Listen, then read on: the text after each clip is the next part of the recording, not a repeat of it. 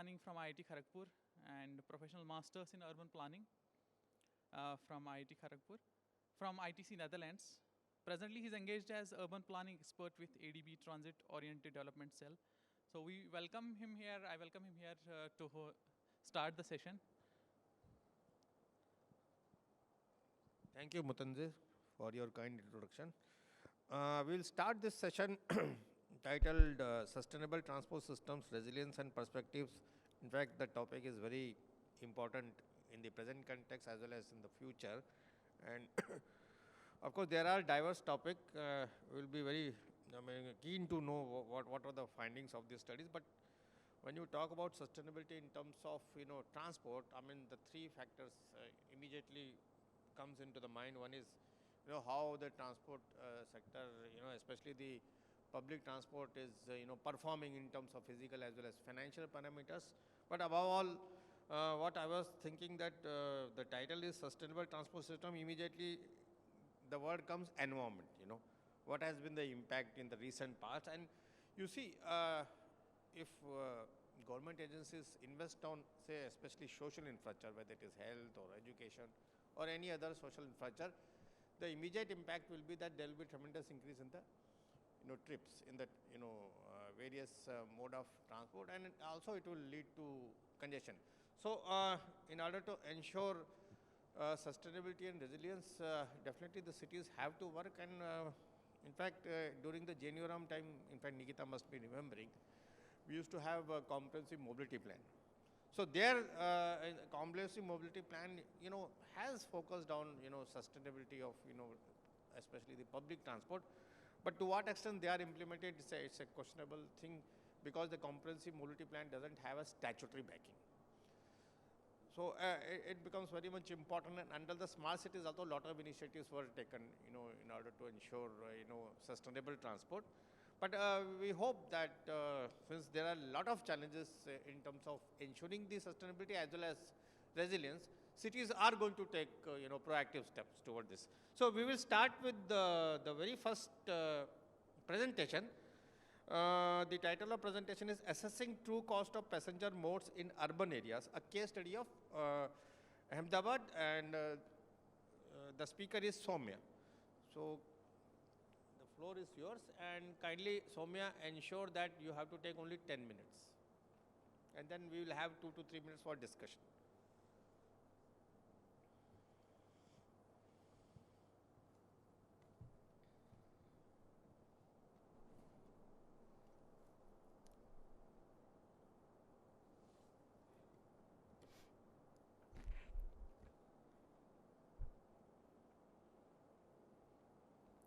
So, good morning, everyone. My research topic is assessing true cost of passenger modes for different passenger modes while taking the case of Ahmedabad. So, what NUTP suggests is that there has to be equitable allocation of space and investment to enhance the mobility. But what we have been seeing is that the policy responses have largely been focused on enhancing the road spaces, which have only added to the congestion, the problems that are already there in the urban system, that is the congestion, more emissions and health risks. While there is a While there is a transit mode that is effectively more efficient and promotes mobility, but the investments in public transport are heavily scrutinized. So it leads to inefficiency in the public transport. So we really have to ask the question, are the investments that are being made in the urban mobility system are actually equitable or not? So to assess that, we are developing a system-wide cost assessment framework to assess which mode is more efficient in terms of investments. So the main research question is how the true cost can be defined for different modes of transport, and what methodological framework can be developed to assign those costs to different modes of transport. So how the costs can be defined, what methodological framework, and since it's a financial outlay, so we have to also assess the public agency's investment that is being done to enhance the mobility while taking a case of Ahmedabad. So the public transport cost can be divided into 4 categories, as you can see. Infrastructure supply cost, that is the road enhancement cost and PT operation, off-street parking, land, and all the investment that goes in the supply for the infrastructure. And then there is operation and maintenance cost, operation and ownership cost that is being for private transports that is being incurred by the user itself. And there is also one societal cost, that is the transport externalities. For public transport, all the costs are being borne by the public agencies, while for private transport, operation and ownership are incurred by the user. So we have not taken it up in the further analysis because it's more focused on what the public agency's investment, how equitable it is, what investment is being done by public agencies. So the cost is divided into cost to the agency, that is the financial outlay to the urban mobility, which is assessed via financial budget. And then there is cost to society, and we have taken two factors in it, that is the cost of emissions and accidents. For assigning the annual budget cost, annual budget was analyzed from 2010 to 22, from 2010 to 24 to analyze the trend also what has happened within the span of 12 or 14 years. So the budget is further categorized into the expansion cost and the periodic maintenance cost. These investments have a life cycle to it, that is, so these costs are annualized with the respect of the life of the investments at an annualization rate of 5%. And all of these costs are escalated to the constant price of 2024, so that there is a fair way of assessing what is happening what has happened from 2012 to 2024. And then there is also regular maintenance cost and the operational cost, which are the regular reoccurring cost year on year. And these costs have been allocated to different transport modes based on the time-space usage. So one is the dynamic time-space usage, that is being for when the modes are on the road, that is they are traveling. So the cost is assigned to modes while on PCU-R. So we have this, that is PCU is the space that they have occupied, and R is the time for the time frame that they have occupied that space. And then there is the static space-time usage, that is how much they have used the space while being parked on the road, and the same has been assessed with PCU-Rs. And then we are assessing the emission cost that is being taken from well to wheel to assess the overall emission cost that is associated with transport. And the monetary assessment has been done with the treatment cost, that is the standard methodology that is proposed in the metro guideline, appraisal guideline as well.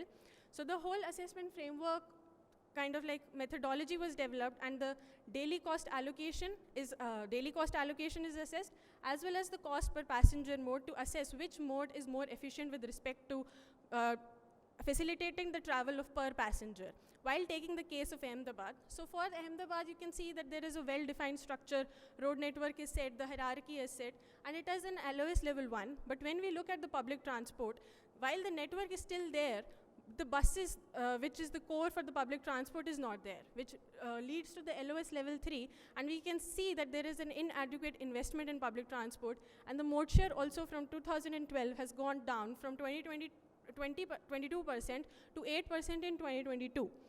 And this has led to more dependency on private modes of transport, which has also led to more on-street parking. And you can see out of the major network, almost 30% of the major network is encroached in parking. So what it leads to, so for financial outlay, we had analyzed the budget, and it tells us that the annual allocation to urban mobility is around 15 to 22%.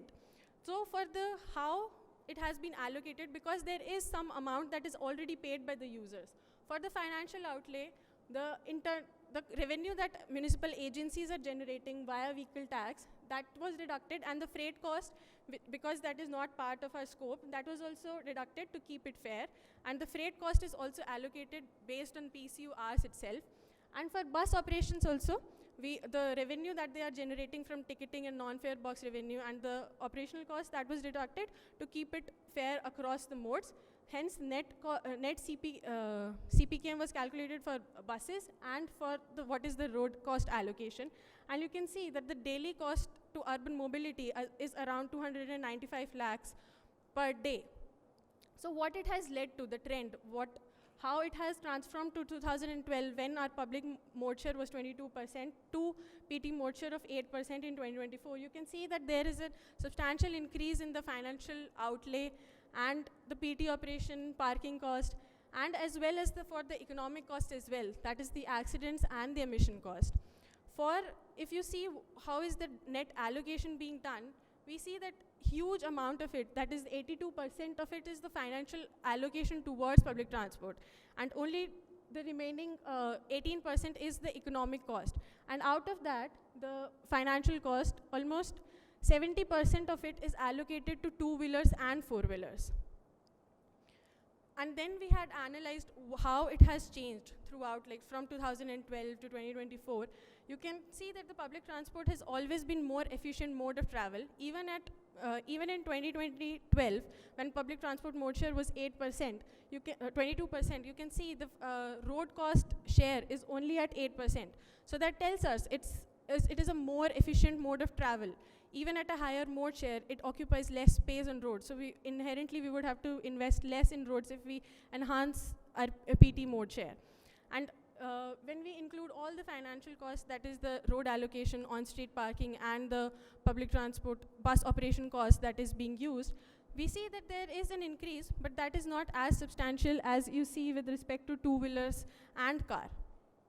And when we include all the financial and economic cost, you can see that for even at 8%, when the public transport mode share is 8%, for PT it is far less as compared to the two-wheelers and four-wheelers, and they are almost having 4 times more subsidy. Private mode of transport is having 4 times more subsidy when you compare it to the public transport. So the question arises, apart from the daily cost, how much it actually costs to have per person kilometer. So for the financial cost, it is, for PT it is 1. If you see in 2024, for PT it is 1. For two-wheelers, it is 0.47, and for car also it's 1. But when we include the economic cost again, for the PT it does not change as much. It only is going from 1 to 1.02. But for two-wheelers and 4, it is changed substantially. For car, it has increased from 1 to 1.45. So it tells us the PT is not even financially more efficient, but is also economically more efficient mode of travel. So the question arises, where does PT becomes more efficient? So we analyzed the whole trend. We actually got to know that 18% for Ahmedabad, the threshold is 18%. While PT has always been more efficient than four-wheelers, but the efficiency of PT, it shifts from two-wheeler and three-wheeler becomes more efficient if the public transport mode share decreases below 18%. So it is that to have a efficient transport system, we need to invest substantially in public transport so that it becomes efficient, and we are providing options to multiple people to travel and to have social equitability as well. So hence the system-wide cost assessment framework is essential to assess the public to assess the public investments that are being done in public transport. Thank you, Soumya, for your excellent presentation, and also equally a very informative presentation. But before my remarks, I would like to request the audience, can they have a quick question?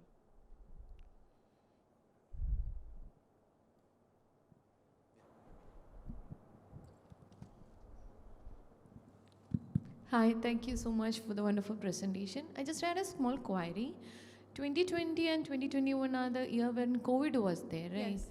So, but in majority of the graphs, for that year, the cost is very high. Yeah. Like I saw that there was a sudden increase in some cases, or there was no change in trend.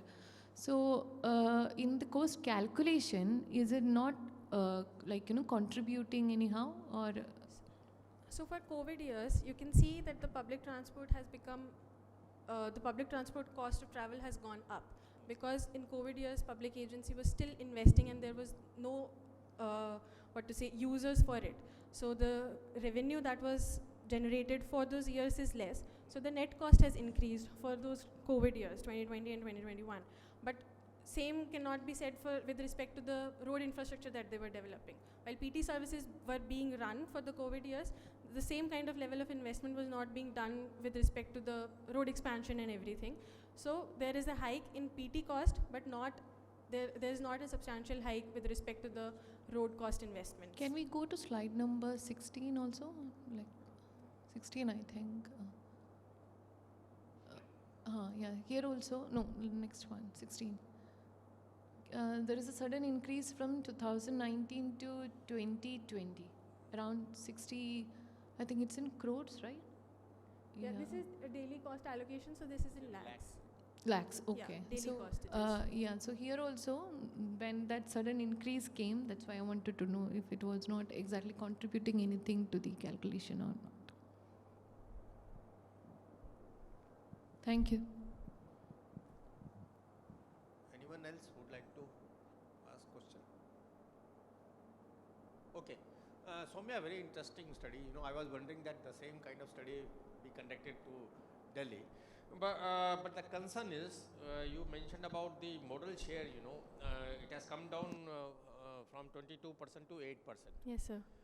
But I hope Ahmedabad, they always say that is the only city where the BRTS is running successfully. And with the completion of metro network, I hope the modal share will definitely improve in Yes, sir. favor of public transport.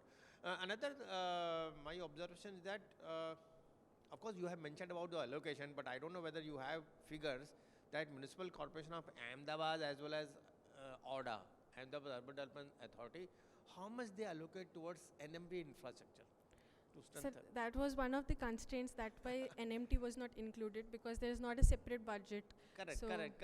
Even if they given, the allocation under the traffic and transport head, it is very difficult to get the disaggregated data. Yes, sir. Where how much money they have spent for upgrading the NMV infrastructure. Yes, sir. That's very much interesting.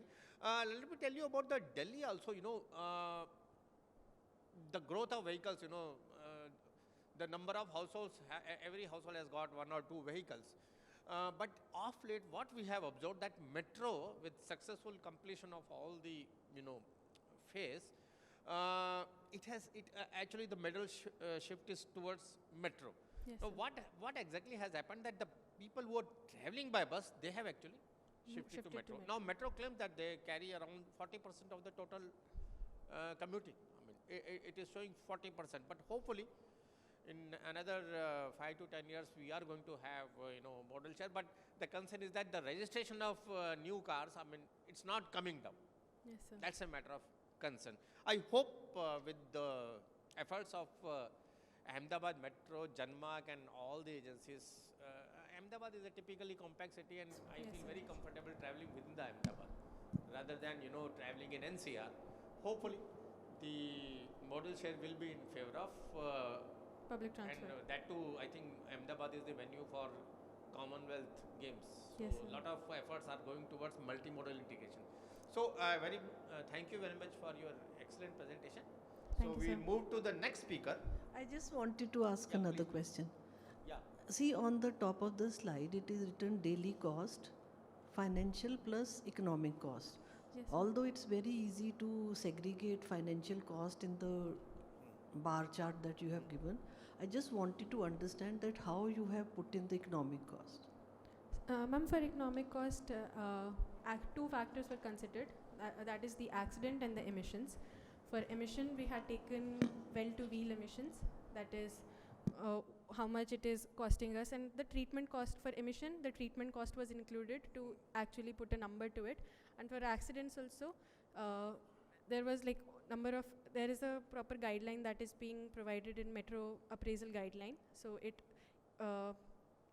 it's a function of like how many fatalities and accidents are happening with respect to the trips, the number of vehicles that are on road. So the same methodology was adopted for assessing how many accidents, and there is a cost that is also given by government itself to assess what is the cost of per person's life and the accident and all the difficulties that comes with accident, whether it be immobility or loss of income. So those factors were included to assess the emission cost and the accident cost.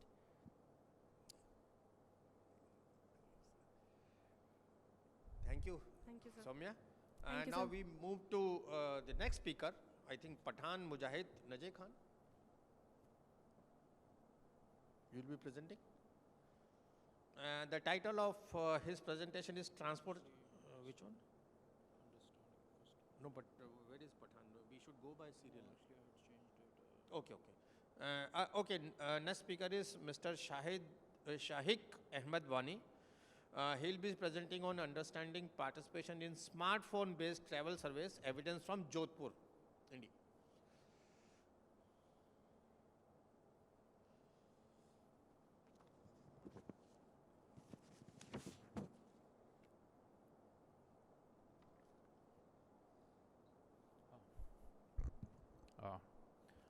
Good morning, everyone. I'm Shaikh Ahmed Wani. I'm a PhD scholar at IIT Jodhpur.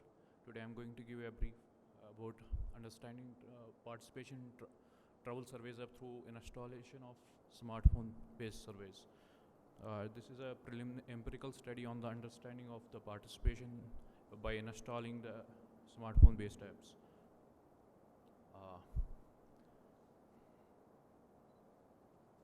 I'll be giving a brief about the background of the study, and then I will be moving towards the methodology of and conclude with the data description. As we know, since most of the cities are rapidly urbanizing and the data demand for urban planning is increasing. Initially, we used to do questionnaire surveys, and then we moved to web-based surveys. Now, the installation of app-based surveys is going on because we need the real-time data for more advanced modeling and monitoring of the transportation data. So traditional surveys have a lot of issues, like they suffer from high cost, recall bias, and the failure in the dynamic travel capturing. Most of the in the recent times, the smartphone-based surveys have been developed in most of the parts of the world, but they face a very stringent participation in most of the places in India. So this study is actually an empirical estimation of the things like how factors are influencing the estimation participation in smartphone-based travel surveys in India. As I mentioned, this is an empirical study that is empirically estimating the factors that are actually influencing the willingness to participate in a app-based travel survey. And we are actually trying to see which factors are actually modifying, are influential in the participation. We have collected data around major locations in the Jodhpur city. The final sample size of only 330 was there. Most of the people, typical to the Jodhpur region, the participants, most of the participants are young people, and there is a gender bias also because the survey was done in a public location, and because of that, mostly male are participating in the surveys. This is a questionnaire-based survey. We had tried the app-based survey, but no one actually participated. The methodology, we are actually trying to modify the model the participation willingness. We had collected participation willingness on a Likert scale of 5. Then due to the sample values, we modified the scale to ordinal scale of 3 category. We first developed a standard ordinal logit model that assumes proportional odds, but after trying a lot of estimations, apparatus confirmed that there is an issue. The proportional odds ratio is not being validated. So we tried a generalized ordinal logistic model to model. It is a very flexible model. It actually bypasses the proportional odds ratio. So these are the major findings from the study. We find that students are not willing to participate in a they are actually willing to participate in a questionnaire-based study, but when it comes to installing an app, they are more concerned about it, maybe owing to privacy concerns. And then prior experience in travel surveys is also an hindrance towards willingness to participate in app-based survey. Major facilitators are somebody who has actually already used an app that is travel-related, is more conscious about it. and the source of the app, like which source, who is conducting the survey is actually also influential, and the participation reward, most of the people were like more willing towards through participation reward, like if someone is giving them money or something for the participation. There is so also we tried that perceived participation value, how the levels of perceived participation influences. So to convince someone who is not willing, the value of participating in the survey is actually influencing them more. People are like, if we increase the participation value, understanding of the participation value, the people are more willing towards shifting towards the neutral stage. While to convince a neutral person who is like having no opinion is a very difficult task. From this we can understand that communicating the societal value of these kind of surveys is more important, and it can overcome that initial skepticism.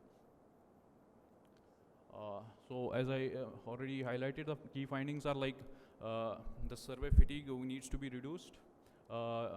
We need to facilitate the familiarity of these kind of surveys in the society, and then communicating the value of the participation in these surveys, like how this is going to influence the actual facilities of the transportation will help them.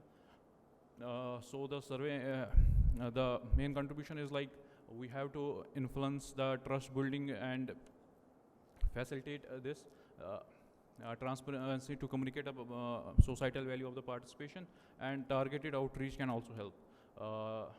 The limitations are like as I said, the sample is very biased towards male, and it's from a single tier city, and the future work should also compare the actual participation and stated participation. This is the model. Thank you.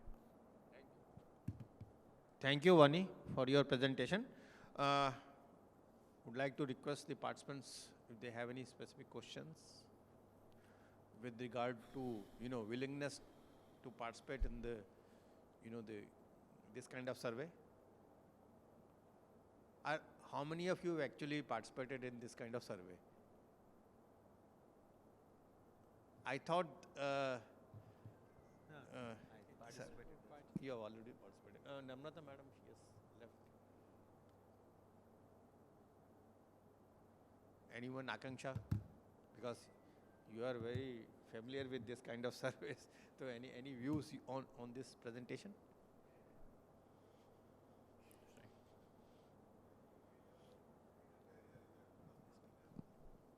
Hidden barriers. So every day so many digital frauds are there. People fear to open the link unless it's a very trustworthy source. Yeah, yeah. So, Mr. Vani, I thought that the sample size, I mean, what is the percentage of the total universe when we talk about?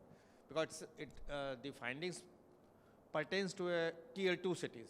Yes. So maybe if you do in the million plus cities, perhaps the willingness will be, the findings will be totally different. Actually, this is a preliminary study for Okay. medium-sized city only. Okay. We have done it for the whole of India also. The findings are very similar.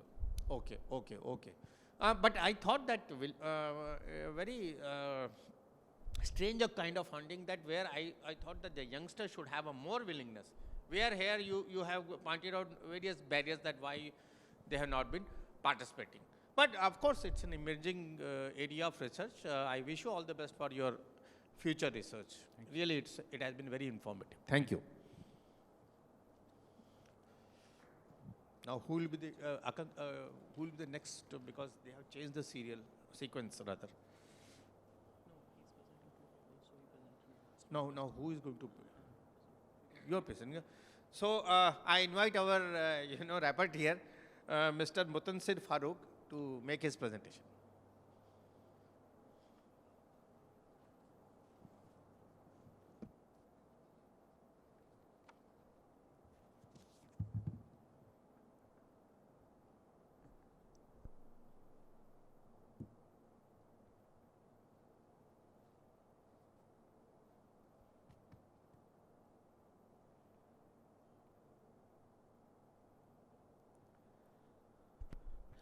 Good morning, everyone. I'm Mustansir Farooq, a research scholar from IIT Delhi. I'll be presenting my colleague's work. the title is Data-Driven Classification of Urban Mobility Zones in Bangalore, some insights from latent cluster analysis. So these are the contents of the presentation.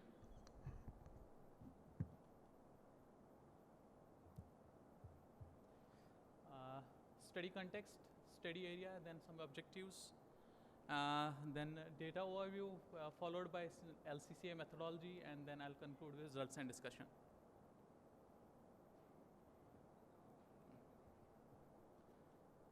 Yeah. So the study is regarding Bangalore, regarding some traffic congestion and environmental impacts. So as we know, rapid urbanization and rising vehicle ownership, they have made Bangalore India's one of the most congested cities and polluted cities. So we see severe traffic delays in Bangalore, which have posed some productivity issues and health issues also. So if we see, expanding the road capacity alone is not sufficient to reduce this traffic congestion or to improve the livability and accessibility.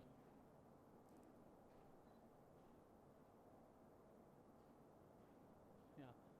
So Bangalore, it's capital of Karnataka. It's one of the major IT hubs that has experienced rapid urban growth in recent years.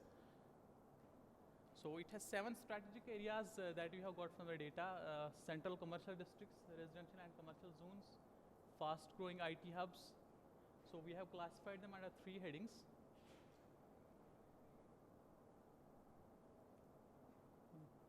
We basically wanted to get an idea about the zonal classification using latent cluster analysis.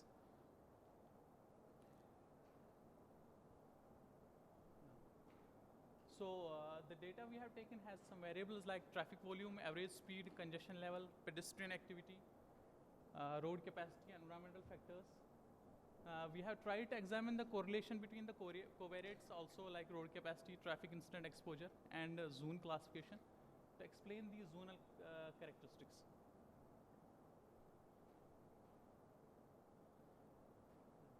So we have taken the data from this Bangalore's traffic pulse repository, January 2022 to August 2024, roughly 3 years data. So the total PCO that was recorded was 261.25 million. And we have standardized the volumes using some equivalence factors to get as threshold for these PCUs. Data is basically after the data is regarding the post-COVID era, where we have seen some economic recovery phase. This is some data characteristics, and some mean and standard deviation is identified for these variables like traffic volume, average speed, and other variables. So coming to the latent cluster analysis framework. So basically what we do, we take some indicators and some covariates, then try to find how the data is clustered under some subheadings. It basically uncovers some hidden heterogeneity in the data and tries to cluster the data in some clusters. Moreover, we can find posterior probability from the data after we regress the indicators in the model. This is the formulation where we find the marginal likelihood of observations. And then we have a formulation for posterior probability of belonging to that class C. But before moving ahead, we should know how many classes we arrive at. For that, we have used AIC and BIC criteria. If we see, we have tried only 1 cluster, then we have moved to 2 clusters, then 3, 4, 5. So we identified 3 cluster was the best solution for to segregate the data. So p-value was significant. Even 4 was coming fine, but there was very marginal improvement. So we stick to 3 cluster with a significant p-value. This is the framework of this LCCA. So we have 3 latent classes, cluster 1, cluster 2, and cluster 3. Then we have regressed based on the 4 indicators like traffic volume, average speed, congestion level, and pedestrian cycling count we have taken. And then we have used other variables as covariates, including road intersection area, road work, parking usage, and all. These were the results from the 3 clusters, as you can see, cluster 1, cluster 2, cluster 3, for the indicators as well as the covariates. So basically we got 3 clusters here, high congestion central urban areas, followed by moderately congested mixed use arterial corridors, and finally the third cluster was peri-urban areas and industrial zones. Some graphs are also shown like cluster for congestion level versus PCU, pedestrian versus kilometers. Then again,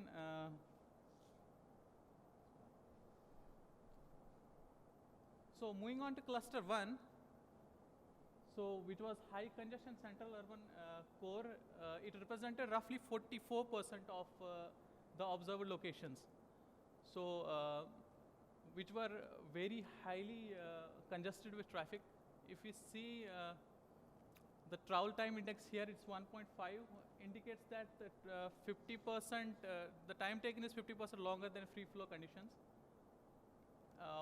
Moreover, environmental impact score was also on the higher side, reflecting poor air quality. More traffic incidents were also found in this zone, that's high congestion central urban zone. So we could find that road infrastructure, it operated at full capacity for this zone, roughly 100%. Road work was also less frequent here. So it highlighted urgent need for interventions. The second cluster, which was moderately congested mixed-use arterial corridor, so it also accounted for roughly 41% of the data that we had. So it majorly consisted of arterial roads. Again here, if we see pedestrian usage here remains significant. Travel time index was slightly less than the congested one, it was 1.31 here. Traffic incidents were slightly lower than congested. And road capacity utilization, it was 72%. For 72% locations, the roads operated at full capacity, while as 28% operated at below capacity. So it again led us for targeted interventions to optimize traffic signal timings on arterial roads. The final cluster was flowing peri-urban and industrial zones. Yeah, we could see lowest traffic in these zones, and congestion level was also slightly less. Notably, if we can see travel time index of 1.20, it's lowest among the 3, implying that only 20% longer peak travel times versus free flow. Road capacity utilization also dropped to 55% here. So here we could find that we should preserve these favorable conditions by preventing any car-centric development in these areas and promote transit-oriented development, especially in areas like electronic city. Investment in pedestrians and cycle infrastructure could also maintain active transportation levels. Policy implications for the three zones that we arrived at for high congestion, which was attributed with almost 100% traffic congestion on all the roads. So we could expand and improve the non-motorized transportation here or enhance the public transit access. For moderately congested mixed use, we could create dedicated lanes for, we might create dedicated lanes for buses or high occupancy vehicles. And finally, for flowing peri-urban and industrial zones, we might focus on preservation of free-flowing traffic conditions. Overall, we need tailored cluster-specific interventions, like separate interventions for different zones. To conclude, we could find that cluster 1 had the highest volume, lowest speed and was attributed with full road capacity.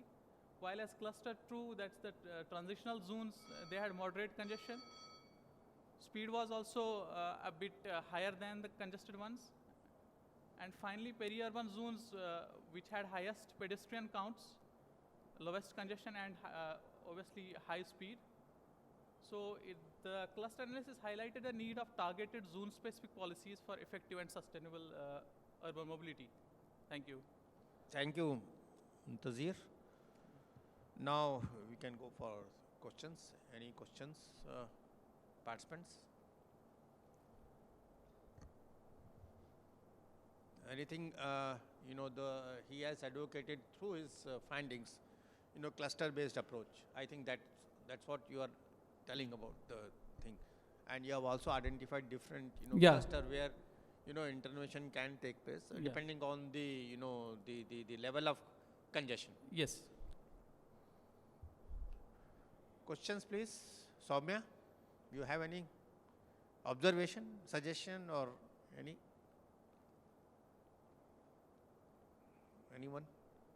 Yes, please. Because Bangalore is to travel in Bangalore itself is a huge challenge. I can reach from Delhi to Bangalore in 2 hours 20 minutes. So from airport to the destination, it may take sometimes 3 or 3.5 hours. So we would like to. I just wanted to know about the targeted interventions that you have suggested for the different mobility zone. Can you please keep the mic? Yeah, it's audible now? Yeah. Yeah, okay. So there were some targeted interventions that you have suggested for the different mobility zones, right? How did you arrive at those particular interventions? Basically, we have some covariates and indicators also. So we have regressed those indicators on these clusters. So for example, let's say for, I think the medium cluster 2. Yeah. Yeah, you had this intervention of optimizing the signal timing, if I remember correctly. The intervention was optimizing the signal timing in major arterial roads, I think. Yeah. So that's one thing. Like, how did you arrive at that particular suggestion? Was it a variable in your study, like signal timing? And Yeah, based on the covariates, we have arrived at these interventions. Okay, but there's a particular threshold for it. Like, exactly. If it goes beyond this, then you need optimization of signal timing or something like that. Okay, thanks. Thank you. You should introduce yourself, please. Hi, my name is Manisha. I am from Indian Institute of Science, Bangalore. Great. Just my concluding remarks, you have mentioned about one of the, the expectation maximization algorithm. Yeah. And I have worked in, Ministry of Housing and Urban Affairs for almost 3 decades. And yesterday also one of the research symposium, we were emphasizing that how you are going to, through this analysis, going to convince the policymakers, or the people who are working in Bangalore Municipal Corporation or Bangalore, Development Authority, BDA, so that, they can adopt this cluster, what you have advocated, selective cluster-based approach. From planner's perspective, because I am hardcore, physical or town planner, we always believe that we should go for area-specific, we are now calling as a local area plans. So through local area plans, lot of redevelopment and retrofitting. In terms of traffic and transportation, we can do lot of retrofitting. So just my how you are going to convince the policymaker. Suppose tomorrow if you get a chance to make a presentation to Principal Secretary Transport. Yeah. So there you will have to virtually focus on how your analysis will influence the policymakers to take to take steps to resolve the traffic congestion. Actually, in utility maximization, we see how a person can get best out of the possible situations. Yes, So yes. based on the data available or whatever variables we have, we try to find which variables or which level of variables can lead us to best utilization of our available resources. Yes, absolutely. So since we have arrived at 3 clusters here, so these are based on the covariates as well as the indicators we are used. Yes, absolutely. So my focus will be, the urban core, which is, highest volume. And we always, local area plans are essentially meant for the CBD areas or local areas. I mean, the inner city areas, where there is a lot of scope, and I compliment you on the presentation. Hopefully, you will be.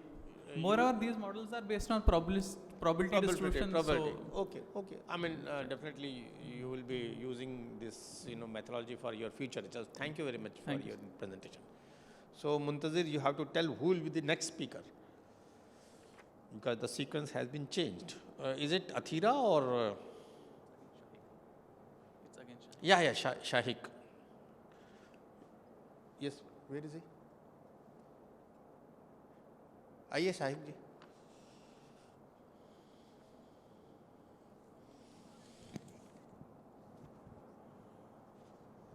हाँ जी, बताइए. Tell me. Manisha is not here. And then you are going to. No, Manisha is here. Very well. How I can forget her name? Just she only introduced herself. Achha, now who is Shahik? You are going to make presentation.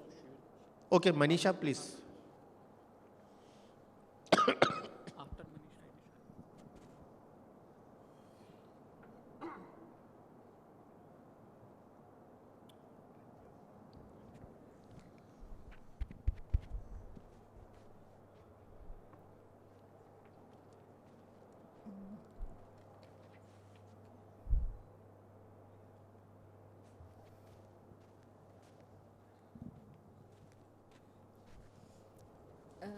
Very good morning to you all.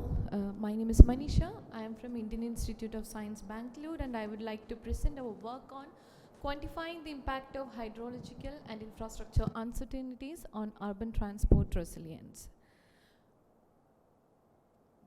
We will just run through the introduction, where I will introduce the concept of resilience, and maybe we will go through the methodology. I'll introduce the sources of uncertainty that we have considered, and then a case study on Bangalore.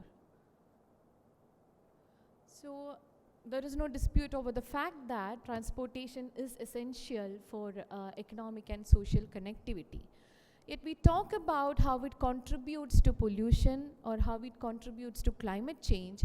At the same time, they face increasing pressure from climate-related hazards. And oftentimes, in long-term planning, resilience is not considered as a design principle. But why does resilience matter? It all depends upon what you define resilience as, or what you consider resilience as. Initially introduced in the field of ecology, resilience can be, it can take different definitions, and maybe it could also be defined as the system's ability to adapt, absorb shocks, and recover quickly. Also, it involves concept of adaptability, robustness, and redundancy. And it helps with the rising vulnerability of systems to climate change, and it reduces it, or it ensures that there is recovery of the system with a minimum loss of function. If you go through literature, you can see that resilience, there has been a lot of mathematical approaches or simulation models, applications of network theory to understand what resilience is or assess the resilience of system. There has been indicators such as recovery time and performance loss to quantify resilience. But resilience by itself is a very complex concept. It is multidimensional in nature. It's very context specific. And assessment is further complicated by the number of uncertainties, the unpredictability of events that are associated with it. So, ignoring these factors, these uncertainties, can overestimate network robustness and leave vulnerabilities unaddressed. There has been approaches of uncertainty theory and probabilistic models to quantify these uncertainties in resilience. So what we have been trying to do is, how can we consider these uncertainties? And how can we consider the interaction between the different uncertainties? If you take the case of a transportation system, there is uncertainty due to the hazard, There is uncertainty about the availability of the network, uncertainty in the behavior of the trip maker. So how do we bring it all together into a single platform? How do we quantify this interaction, and how do we quantify the resultant system resilience is what we are trying to address through this work.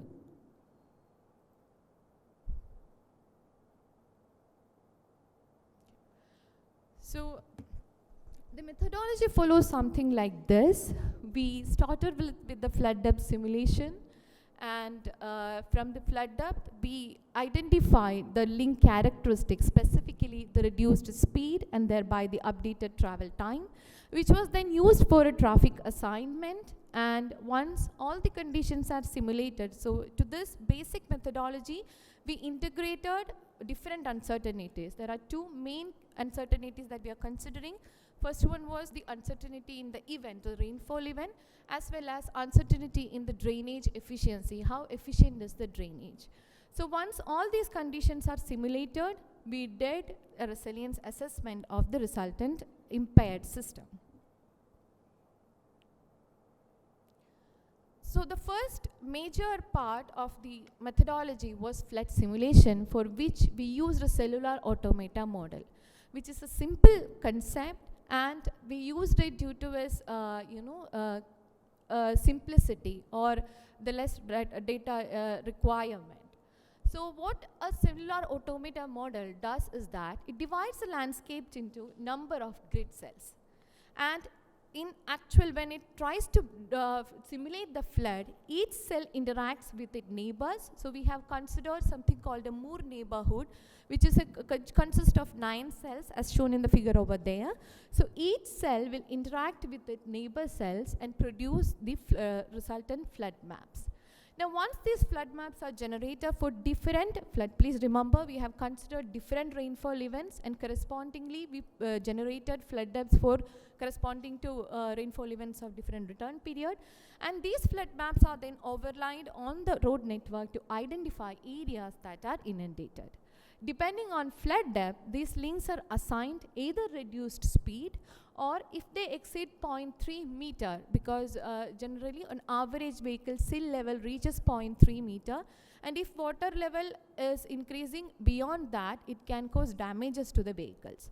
So we considered 0.3 meter as our threshold. If the water level increases beyond 3 meter, then the links are considered as impassable. Now on this impaired network with reduced travel time or unavailable links, we did traffic assignment using a static user equilibrium model solved by Frank-Wolf algorithm, which simulates how travelers reroute to minimize travel time during flood-related disruptions. Now once this traffic assignment was done, we have used a largest connected component, which is basically the size of the most connected component, in which each node can be reached by every other node in the system. So we use the concept of largest connected component to measure the system connectivity or structural soundness of the system. It provides an integrated view of how hazard severity, infrastructure conditions, and traffic behavior influence network resilience. As I mentioned before, we consider two uncertainty in this particular work. One, regarding the rainfall, different rainfall events were considered, and this was integrated into the CA model, the cellular automata model for flood depth simulation. We also consider the drainage efficiency, because obviously efficient drainage contributes to better working networks. So this was also integrated into the cellular automata model for flood depth simulation. This methodology was adapted to determine how the road networks in Bengaluru performs. So Bengaluru was a very interesting case study, not only because it is a major metropolitan city in India, but in recent years, they have had a lot of urban flood events. So historically, if you look at Bengaluru, Bengaluru is prone to flood events, but they had a lot of interconnected rivers. They had Raj Kaluve, or the storm drains, which worked perfectly. But uncontrolled urbanization and encroachment has reduced the capacity of cities so much that in the recent years they had a lot of urban flood events, which has reached a point that people has lost life. So Bangalore, obviously it's where I am from, and it presented a very interesting case study. So we have considered two scenarios for analysis, where we only considered uncertainty due to rainfall, and in the second case we consider the uncertainty due to rainfall as well as drainage to see how they interact with each other. So I'll just present the results because of the time constraints. So if you look at the rainfall only scenario, we considered 5 rainfall events, and you can see that the number of inundated links are obviously increasing as the rainfall intensity is increasing. And the size of the largest connected component is reducing, which means the connectivity is getting lost in the system. There are a number of nodes in the system which are not reachable when the flood intensity or when the rainfall intensity is increasing. Now, when you consider the rainfall and drainage efficiency scenario, the pattern is something that obviously we will expect when the drainage efficiency is decreasing. So 100% means 100% of the drainage links are working perfectly. They are perfectly maintained, they are perfectly working. 75% means 75% of the links are working perfectly. So it's something that obviously something that we will expect. You can see that how when the drainage efficiency is decreasing, the number of inundated or number of flooded links are decreasing across the system. But when you compare the case of the 100% efficient drainage and the 0% drainage, where the drainage is not maintained properly, there is a significant increase in the number of inundated links. So this drainage efficiency, we have given them randomly. There was no particular structure to it because sometimes there can be uncertainty in the maintenance also. So we have not followed a particular structure. We wanted to simulate that uncertainty here also. So the drainage efficiency was also simulated randomly.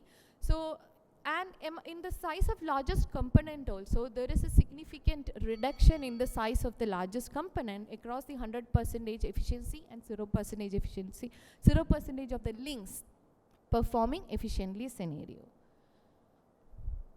This is you can see how the sizes are reducing. The blue nodes are perfectly connected nodes, and the red towards the outskirts of the city, and even in the center of the city you can see the red nodes which are isolated nodes or which are disconnected nodes from the largest connected component. What the study implicates is that urban flood management and transport planning should be coordinated to keep critical transport links operational during floods. It's not only about your ability to reach your services, but it impairs your ability to reach the critical services, specifically hospitals. And upgrades and maintenance should focus on drainage and road segments that are both highly vulnerable and crucial for network connectivity. So to summarize what the entire presentation, what we did was we wanted to understand the urban flood resilience to urban transport resilience to flood disruptions and how uncertainty shapes network performance in these cases. We developed a framework integrating hydrological modeling, drainage efficiency and traffic simulation, and it shows that network disruption depend not only on rainfall intensity but are amplified by reduced drainage efficiency, and uncertainty can significantly alter system performance. And ignoring uncertainty leads to overestimation of resilience and missed vulnerabilities in the network. We do have a lot more things to integrate. There is a lot of things to do with implementation of additional resilience matrices, extend analysis. What we have done is a macro level analysis. We would like to extend it to micro level analysis and move beyond the concept of static equilibrium, which is what we have done, to dynamic traffic assignments and model cumulative and cascading uncertainties that can happen in the system. Thank you so much for listening. Thank you, Manisha. A very informative, presentation as well as interesting. Would like to request the audience any questions, because urban flooding, virtually most of the Indian cities are facing the problem, and the first blame, if you see the, the media, anywhere the urban flooding occurs, the first blame will be given to the city doesn't have good planning or city suffers from bad planning. So the ultimately urban planner who prepares the master plan has to take the blame. But at the same time, the critics they don't highlight the the failure of the implementing agency. The town planner will prepare a plan. So ultimately the respective agencies need to implement, especially with regard to drainage. So any question, because it's a very interesting topic. Kindly, sir. Manisha, I am from Bangalore Metro Rail Corporation. Yes, sir. Okay. Now we've said with respect to the drainage depths at Bangalore, and you have the nodes which has been there. And as everybody knows that Bangalore is not at the same level. Okay, there is a lot of variation in the elevation, especially, and also because of the sprawl, there was no proper kind of a planning. And basically that how Bangalore sprawled, and all these problems are because of that. Yes. But in your study, have you considered the elevation at which the drainage and the depth of those drainages connected to the Raj Causeway or the drainage system of Bangalore? No, sir. That is something, was an initial study, so we are integrating more and more factors into it. So currently, there was another issue with data availability also. So the amount of depth of data that is available to us was very restricted. So currently, this one, we are assuming that all the roads have some drainage associated with them. We are just varying their efficiency, but that is something that we can integrate into the system. So when we were developing the methodology, if I have time. Yeah, you can, please. So what we wanted to do was, generally when you do these kind of studies, either you go by a single flood event and you depend on some kind of software where you develop the flood map, then you put this into some other software which gives you the traffic assignment.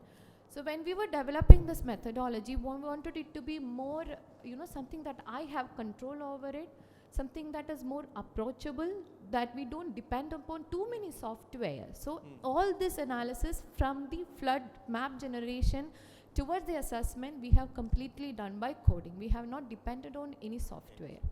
So Thank you. So thank you, sir, for your question. But from our experience, the central part or the old, Bangalore has got a reasonably good drainage where you will not see so much of flooding. But at the same time, Bangalore, which has experienced the IT, what you will say, huge influx of, the people from other state. And in fact, it has impact on the real estate development. Now, you may say that it has come in a very haphazard plan. If I talk to the planners, my counterpart in Karnataka, they will say what to do, because there is a tremendous pressure on land and there has been tremendous in-migration. You have to accommodate the, then you have to go for more and more construction. But let me also tell you, you are sitting in Gurugram, just half an hour of heavy rainfall, you will see the entire city will be, in terms of traffic, it also will go haywire. And, But there are a lot of reasons, the Gurugram, Haryana was the first state where they have actually invited the private developers. So that was 1990s, and in my ministry there used to be a lot of presentation that how Gurugram is, emerging as a, a very well-planned city. What happened? They have given to the, private developers licenses, and they have, procured the land, assembled the land, but they have forgotten about the connecting the internal drains to the trunk infrastructure. Yeah, that's what. Because the missing nodes, what she talked about Yes. in the central part of the city, Yeah. I think probably they are connected, but they do have some hindrances because of the development. Yes. Okay, thank Now, you. now they have realized the problem. Now, Gurugram Metropolitan Development Authority is going ahead with the GIS mapping of all the drainage network. But only thing is that my final remarks, whenever you show the map, it has to speak something. Simply what red nodes denotes. I mean, it is not. You are not.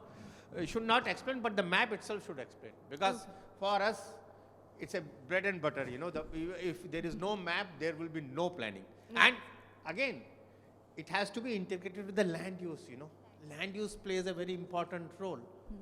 So I hope whatever the suggestions you have got, you will Yes, sir. take into consideration. Thank you so much for Thank your you, sir. Thank you Yes, for yes. listening. Thank you. Now we are left with one speaker. Two, quickly. Okay. We have taken a little bit more time. Yes, sir. Yes. Next speaker, please. Vani. You will be doing the presentation or? Okay. Then. Vani, you have to take 7 minutes.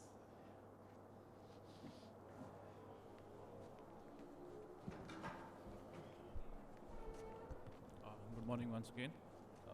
I'm presenting this on behalf of Pathan.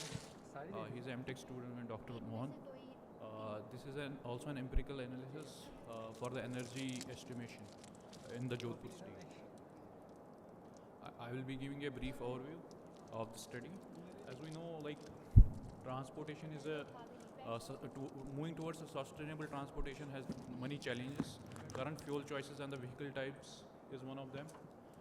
As you can see in the figure, global transportation emission is like around 20% contributing towards the CO2 emissions, and it's also influential in most of the fuel sources in the road transportation is around petroleum based, which is a contributor towards global CO2 emissions.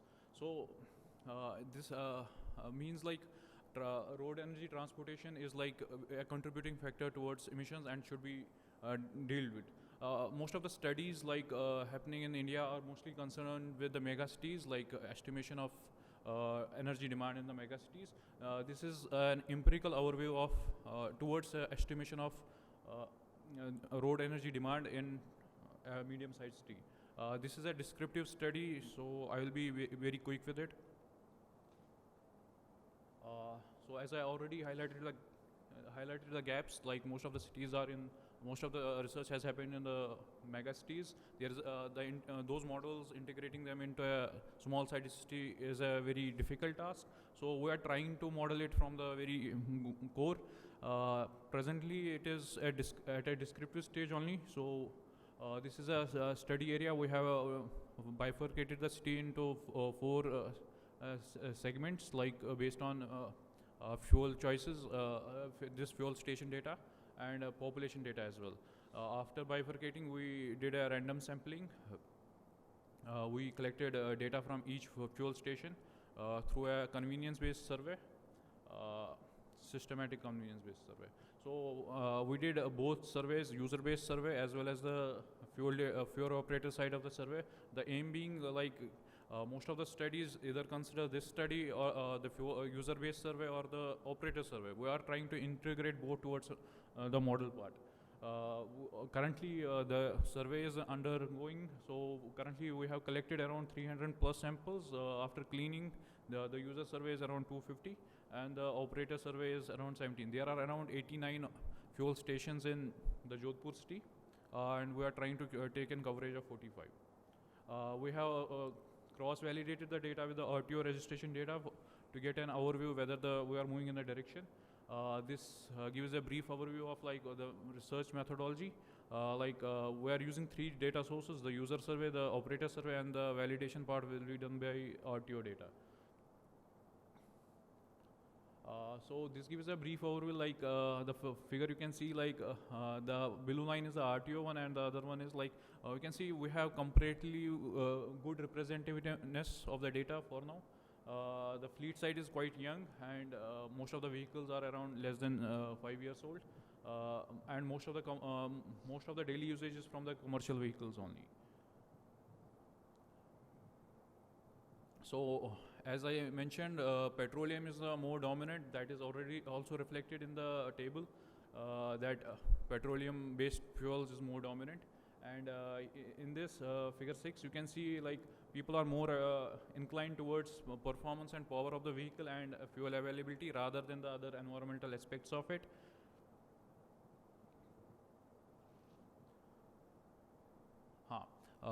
People are very concerned about the servicing of the vehicles, but only the commercial ones. The daily users, the normal users are not more inclined towards it. And the refueling pattern is very need-based. What that means is they are not having a particular order. Whenever they are needing it, they are refueling it.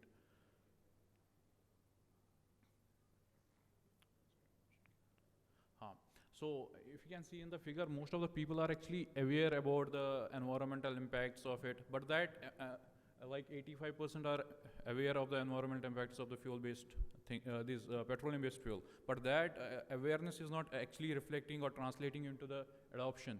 So further research has to happen. Why is that happening? Currently, we have modeled it, not modeled. We are like hypothesizing like it is because of the infrastructure barriers in the city.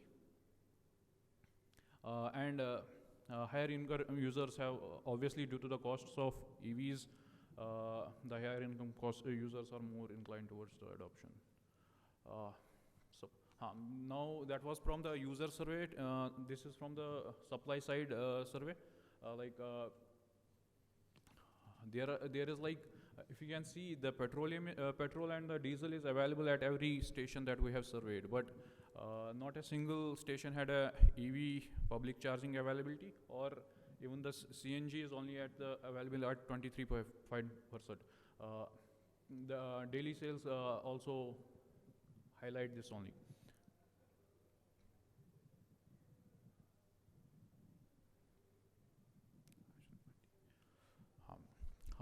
The operators actually mentioned that due to space constraint, and probably they understand that people are charging their vehicles at home only, because that's why they are not expanding towards the EV adoption, EV charging stations.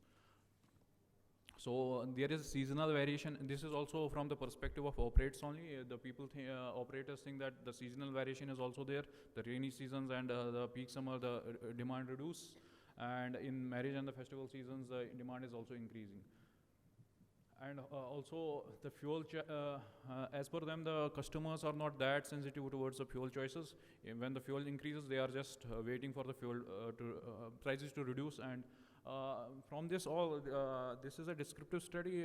Currently, it is not at a stage of policy implications, but we have tried to, as per the current implications are like expansion of the CNG network, because mostly in the Jodhpur, people are more inclined towards CNG, but the availability is very low for the stations. They have to go very far. So properly expanding the CNG network can be a very important part of it. Also, as I mentioned, the EV charging space restrictions, that can also be worked on by some partnerships. And the other ones are like most of the segments, people are two-wheeler users, and this can be also impacted because EV adoption in two-wheeler is a bit more trending in other cities. So this can be actually through targeted interventions or awareness, this can be increased. So to conclude, Jodhpur is like mostly shaped by two-wheeler dominance, and commercial vehicles have a large intensity use, and awareness adoption gap is there, which is an important part. People are very aware, but that is not translating into the actual adoption. And there are structural constraints. The future work and limitations, as I mentioned, this is a preliminary study. The survey is actually going on only. And we are planning to develop a model for the estimation of the road transportation, road energy demand. But it is like we are also trying to incorporate GIS-based map infrastructure to monitor the priority zones that need to be taken care of. And we are also trying to develop a granular framework so that this framework can be implemented in a similar kind of city. Thank you. Thank you, Mr. Mani. Very interesting topic. As you know, the cities, in fact, if you are aware of the NITI Aayog report, that it has mentioned that by 2031, we will have to have 25% of the vehicles, e-vehicles. But let us see, with your research, how much further awareness can be increased. But quickly, any questions? I expect question from Bangalore, because I feel that Bangalore is the ranking one city where people have actually gone for, e-vehicles. Would like to?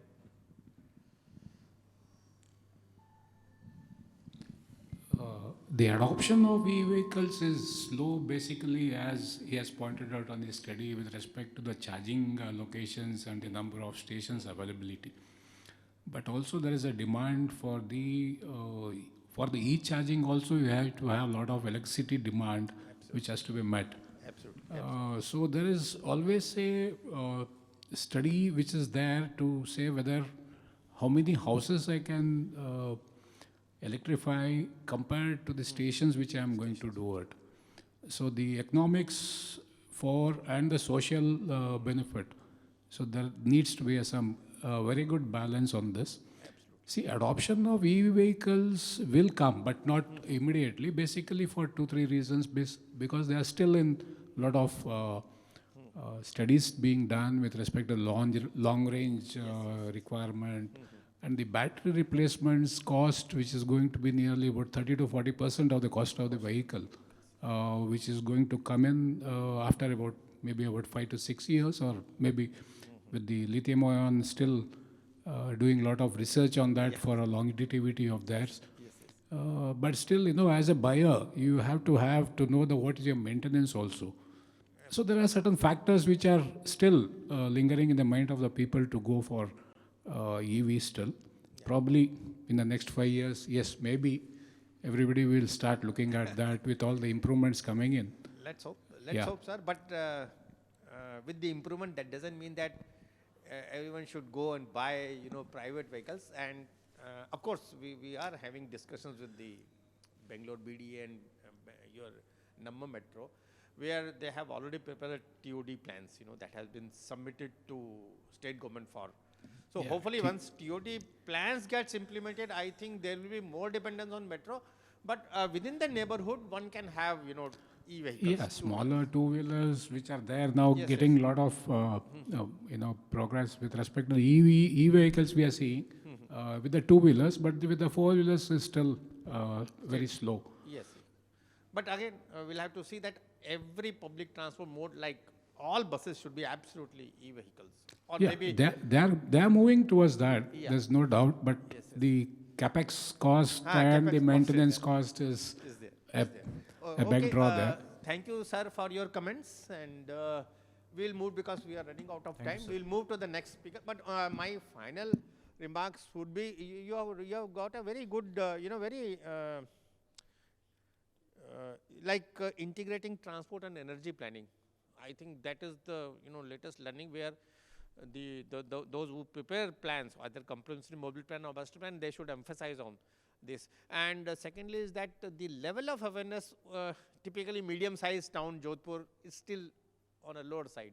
And the response which they have given, I think 27% most probably they have said. And if it is converted into they are going to adopt in future the alternative source of energy, I think that your research will be successful to the large extent. Thank you so much. Thank you, sir. Yes, now we move to the last speaker. Beta, what's your name? Athira Anil.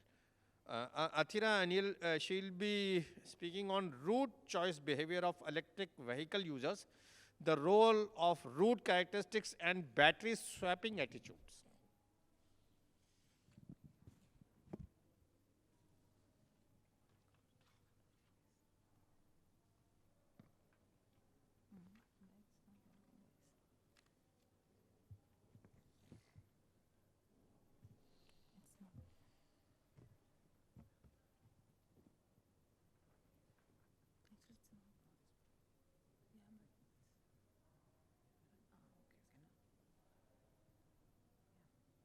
Yeah, good morning everybody.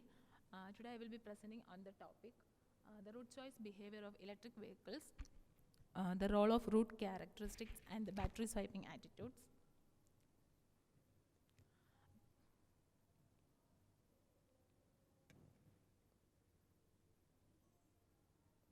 Okay, so we know about the electric vehicles. The future of our world lies on these electric vehicles. So basically, what the study means, or what we are doing here, is about the route choice modeling of these type of electric vehicles. So from there, a lot of studies are done always on this choice model, but the study is mainly focusing on the route choice modeling of electric vehicles by combining the battery siping technology. This is one type of the charging of electric vehicles. So most of the studies are already done on it, but the gap that we can find out from these studies is that they are not combining this battery siping technology on this road choice modeling of electric vehicles. So the gap that we got from this type of studies is that we have to find what really it means by battery siping technology. Okay, so what's the people's reference? For that, our main objective came like this. The first is to identify the most selected routes of electric drivers by selecting a particular study area. Then we have to analyze how the route characteristics influencing on that routes. Then we have to find out how the influences of EV users, attitudes, and the battery swiping on these route characteristics. And by integrating both these factors, we are developing a model and finding out the preferences of people in a particular study area. So this is the general glimpse that we're following in this study, that is starting from literature review to model development. So we're selecting the study area, that is intercity relation between the Delhi and Chandigarh. We know that there is mainly we are taking 3 routes, that is National Highway 44, National Highway 7, and there is a National Expressway 5.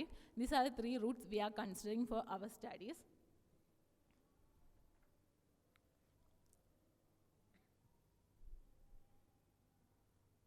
Okay, so the survey design.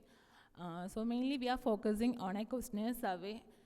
The questionnaire survey is mainly having 3 parts, like first one is the stated preference part, then there is an attitudinal behavior part, and then there is a socio-economic part. So what we are concentrating on that first stated preference pattern is that we have just considering some of the route characteristics like travel time, total cost, traffic congestion level, and the availability of the amenities, and the exit points, and the charging station spacing. So we are asking the respondents about these factors and how they affect on their route choice. If they are providing with 3 routes, and how they will select based on these factors, how will they select their route basically from one place to another. And then on the attitudinal factors, we are considering some of the factors like these are some of the travel attributes and the levels that we are considering in a stated preference survey. Then in attitudinal parts, we are considering the factors like stress, planning ability, innovativeness, battery swiping, EV price sensitivity, charging station location, uncertainty, and the risk-taking behavior. So these attitudinal behaviors are considering in our model, and by integrating this with social demographic factors, we are developing the model. So after getting that our responses from the survey, we just subject them into the factor analysis. So the factor analysis, we got the 7 attitudinal variables as the significant ones, and by integrating these with our model, we got these type of the results. So these are the statements that we provided for the respondents. Like these are different statements that is included in their mindset. Like, I plan to use BST in the future. From to that, I think that battery swiping is expensive.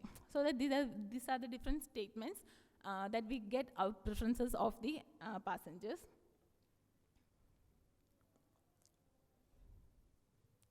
Okay, this is the result that we got from our models. So from this, we have to find, we just considering the 7 factors initially. From that, we got some of the factors are not significant and some other are very significant. The significant ones are included in this table, and we got some significant like preserved affordability and the willingness to use BST. So these are the 2 main factors mainly we are contributing as a new factors for route choice modeling.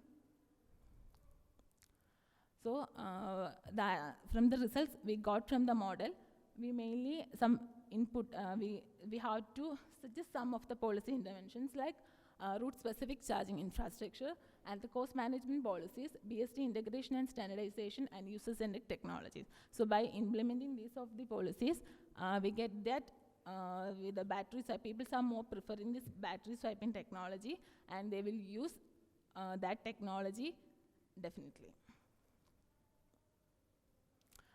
So the main conclusion that we get from we just considering 3 routes like NH44, NH7, and finally NE5.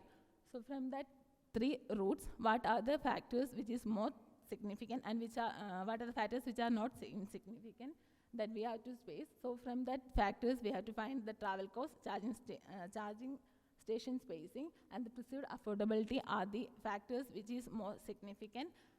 And definitely for the 3 routes, the NE5 route is most people using for their traveling, especially from Delhi to Chandigarh. It's a long route, so people preferring electric vehicle for such a long route based on these factors. So this is about the conclusion about that NH44. That's I'm already mentioned that what are the factors which is most significant and not insignificant. This is for the NH44 and NH7, and next one is for the NE5.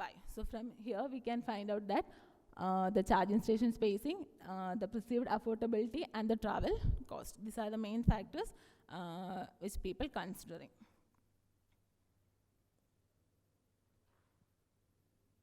Okay. So the most contribution from this paper is suggests that people are preferring battery swiping technology if we given some policy interventions like which is related to the distance between the charging stations, travel cost, and their willingness to use BST. Thank you. Thank you, Athira, for your presentation, and it has come up with lot of findings. Yes. So, any questions? Sir, would you like to comment? Yeah, okay. Athira, some of the observations while conducting this study, what were the constraints? The location of charging stations. They were like, what was the distance between the 2 charging stations? Any findings on that? But okay, people are more preferring if we are considering 3 routes from Delhi to Chandigarh. Yes. So if the distance between that charging station is very less, then people are preferring that station. That's why I am saying that NE5 is the route people more prefer, because the charging stations are available on that route. So is very less. where exactly they are located, at the fuel stations or what? The charging stations, where the location of charging stations? Have you mapped those things? Because if you map, and if it comes naturally, I mean, now these days you have GPS enabled, map, and one can easily find out which is the nearest, charging station.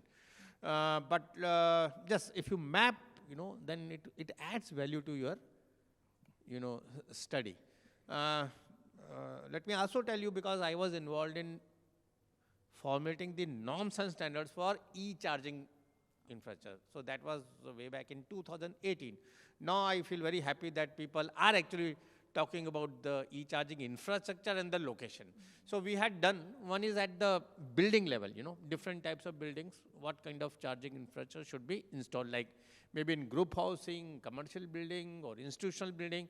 And the first, do you know where the first charging station was installed? In the country, the first charging station. In Delhi? In Delhi only, because it's a capital, and it was in PMO. It was in a Prime Minister office. The first,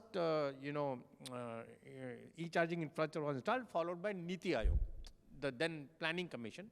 And now you can see the various, Thank you very much, but yes, your finding on the battery swapping, what exactly, I mean, is it that the compatibility is there, that any battery can be used in any model of car?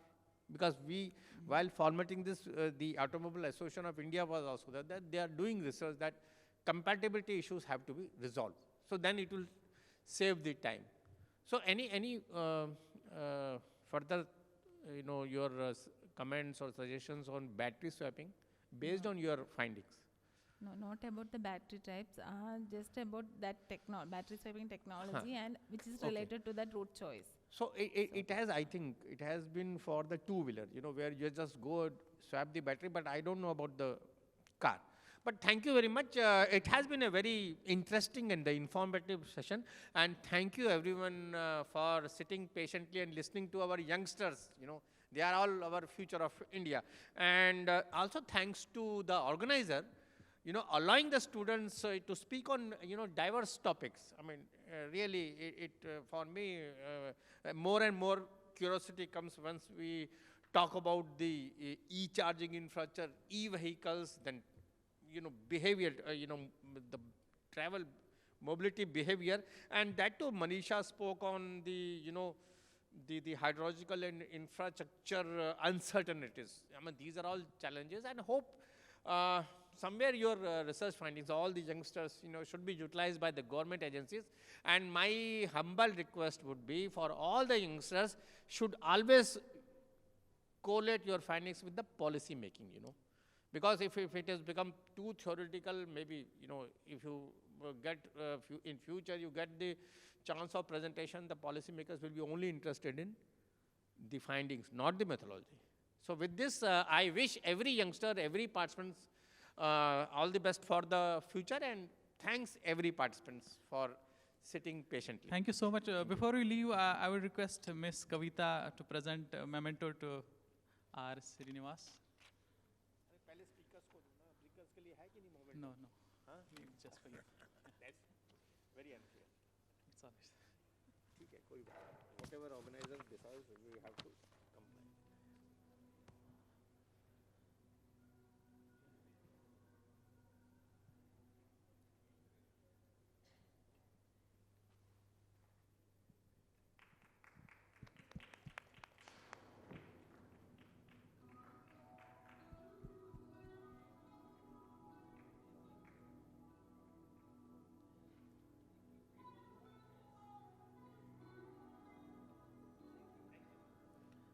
Also, if presenters are here, we can have a group photo.